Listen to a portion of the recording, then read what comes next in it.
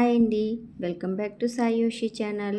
ఈరోజు కొన్ని చిన్న చిన్న టిప్స్ అయితే మీకు షేర్ చేస్తున్నానండి. టిప్స్ మీకు ఉపయోగపడతాయని అనుకుంటున్నాను.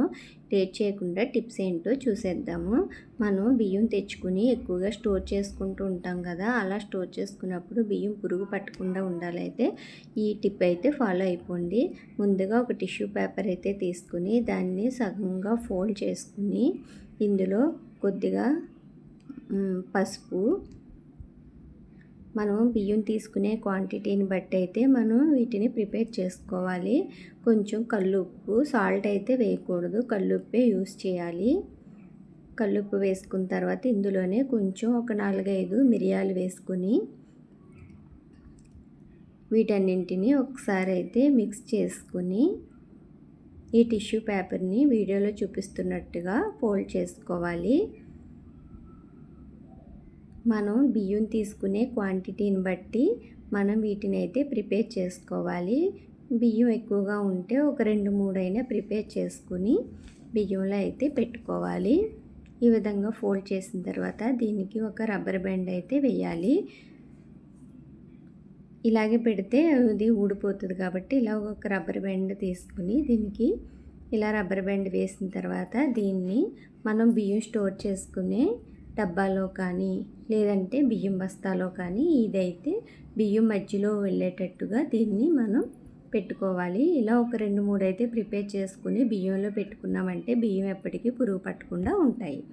నెక్స్ట్ టిప్, మనకి కొద్దిగా దోసల పిండి కానీ ఇడ్లీ పిండి కానీ ఇలా కొంచెం మిగిలిపోతూ ఉంటుంది కదా, అలా మిగిలినప్పుడు పడేస్తూ ఉంటాము. అలా కాకుండా ఇందులో ఫుల్గా ఒక గ్లాస్ వాటర్ అయితే వేసుకుని దీన్ని పల్చగా చేసి దీన్ని మన ఇంట్లో ఉండే మొక్కలకి వేసామంటే ఈ వాటర్ని మొక్కలకి పోషకాలు అంది చాలా బాగా పెరుగుతాయి. ఒకసారి ఈ టిప్ని మీరు కూడా ఫాలో అవ్వండి. నెక్స్ట్ టిప్, మనం పెసరపప్పు తెచ్చుకుంటుంటాం కదా, ఈ పెసరపప్పు అనేది త్వరగా పురుగు పట్టేస్తుంది. ఎండలో పెట్టినా సరే పురుగు పడుతుంటుంది కదా, అలా కాకుండా మనం ఇలాగ ఒక 4-5 మిరియాలు, ఒక 4-5 లవంగాలు అయితే ఈ పప్పు క్వాంటిటీని బట్టి మనం ఈ పప్పులో వేసుకున్నామంటే పప్పు ఎప్పటికీ కూడా పురుగు పట్టకుండా ఉంటుంది. ఒకసారి మీరు కూడా ఈ టిప్ని అయితే ట్రై చేయండి.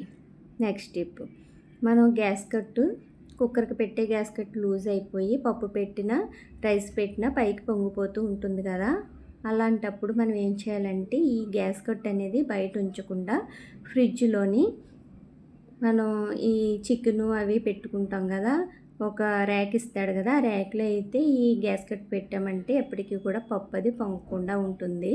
ట్రై చేయండి. నెక్స్ట్ టిప్, టమాటాలు ఎక్కువగా తెచ్చుకున్నప్పుడు ఎప్పుడు కూడా ఫ్రెష్గా తాజాగా ఉండాలంటే ఈ టమాటాలకి కొంచెం ఆయిల్ అయితే అప్లై చేసుకొని ఒక బాక్స్లో ఇలా మొత్తం అన్నిటికి కూడా ఆయిల్ అప్లై చేసిన తర్వాత ఒక బాక్స్లో స్టోర్ చేసుకుని ఫ్రిడ్జ్లో పెట్టుకున్నామంటే ఎన్ని రోజులైనా సరే టమాటాలు పాడవకుండా ఫ్రెష్గా మనం తెచ్చినప్పుడు ఎలా ఉన్నాయో అలాగే ఉంటాయో ఒకసారి ట్రై చేసి చూడండి.